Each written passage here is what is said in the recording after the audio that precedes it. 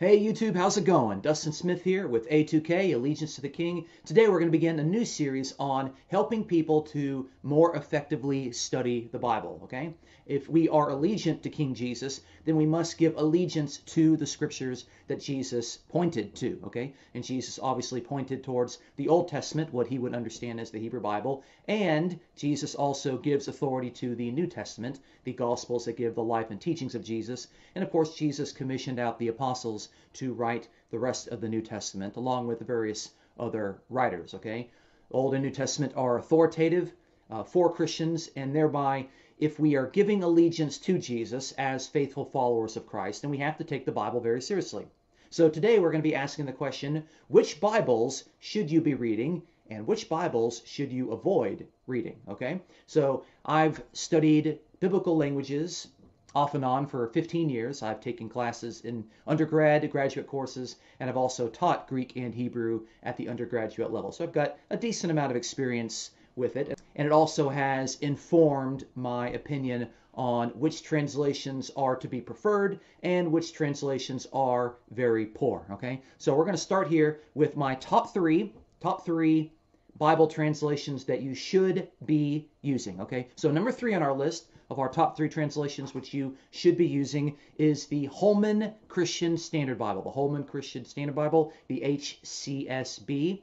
I'm going to rank the Holman Christian Standard Bible with an A- ranking, okay? It's widely believed that this was written by the Baptists, and so it conveys a lot of those particular beliefs, but it is a standard translation. It is a literal translation, and there's a lot of good things that could be said about it, okay? It's not my first choice. It's not my second choice, but if it's all that I had, it would be, an effective translation to use for good Bible study. Okay, so number 3 is the Holman Christian Standard Version. Number 2 on our list, also with an A- ranking, is the New Revised Standard Version, the NRSV. Okay, the NRSV also has the benefit, the bonus of having the Apocrypha in it, and so you get the access to the apocryphal books, the books that are written between the Old Testament and the New Testament, more or less.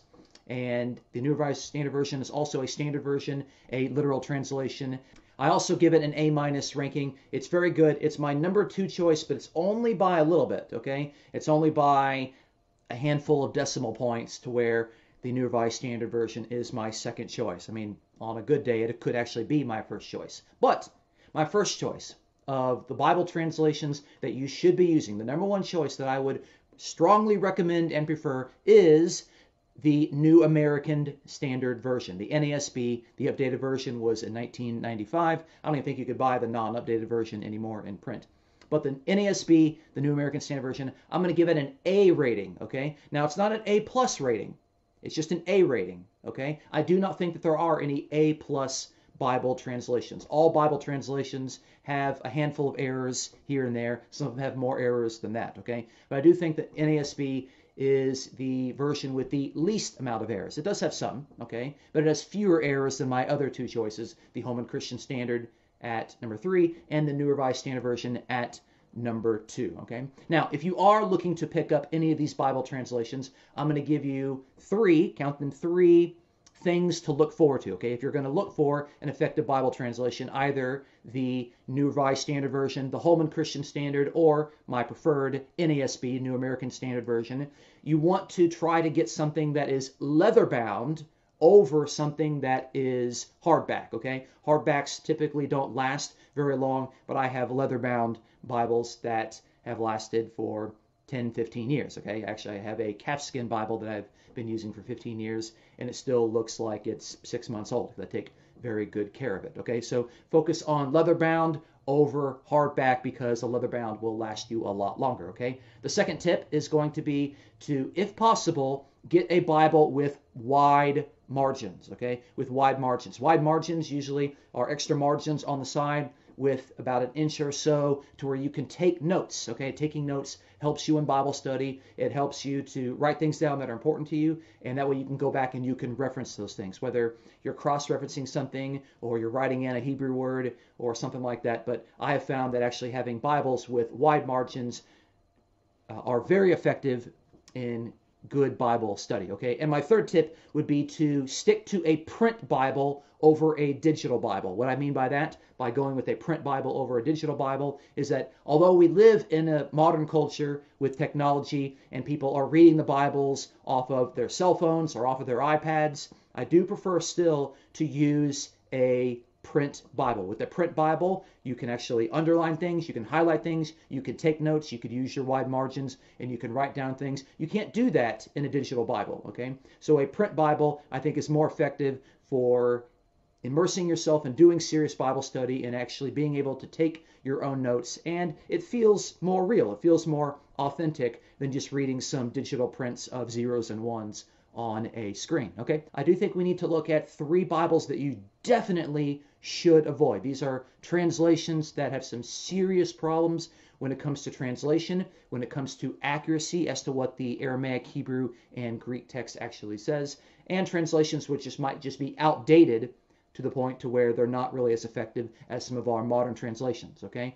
So these are the things that you should avoid. You should certainly avoid, despite the culture and the impact that these translations have had on our culture for the last 400 plus years, you really should avoid the King James Version and the New King James Version, primarily because we have understood how to translate Hebrew, Greek, and Aramaic much more effectively over the last 400 years. We've discovered a lot of new manuscripts that were older than what the King James Version translators had access to, okay? It wasn't their fault, that's just the best that they had. And it's just modern translations read more effectively without the these and the thous and the sleepets and that sort of stuff, okay?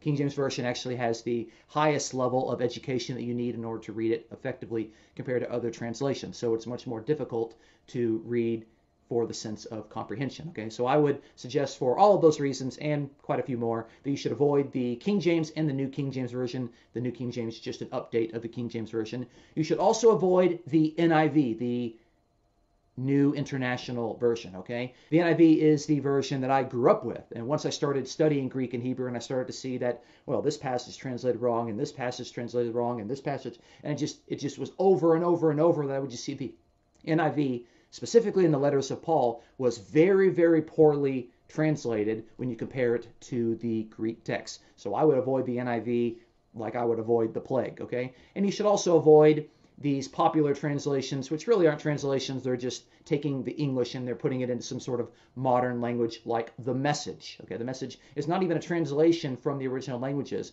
They, being Eugene Peterson, took a English translation, just modernized it into the Message, okay? I would also avoid, just kind of as a minor point, I would also avoid translations that are authored by one single human author, okay? There's no one person that can be an expert in all 3 of those languages, and there's no one person that can have a wide enough grasp on all the different 66 books of the Bible in order to effectively translate them. Bible translation takes a lot of work. It takes a team of scholars that have lots of experience, and it takes years and years in order to make these things. And so when you have one particular author, it's just not going to be as effective. I tend to find that corners are cut with those particular translations. So, in sum, I prefer that you get a translation like the New American Standard Version, that's my number 1 choice, the New Revised Standard Version, number 2 choice, or the Holman Christian Standard Version, the number 3 choice, okay? Obviously pick a leather bound, try to find something that has wide margins if possible, and definitely get a print Bible over digital, okay?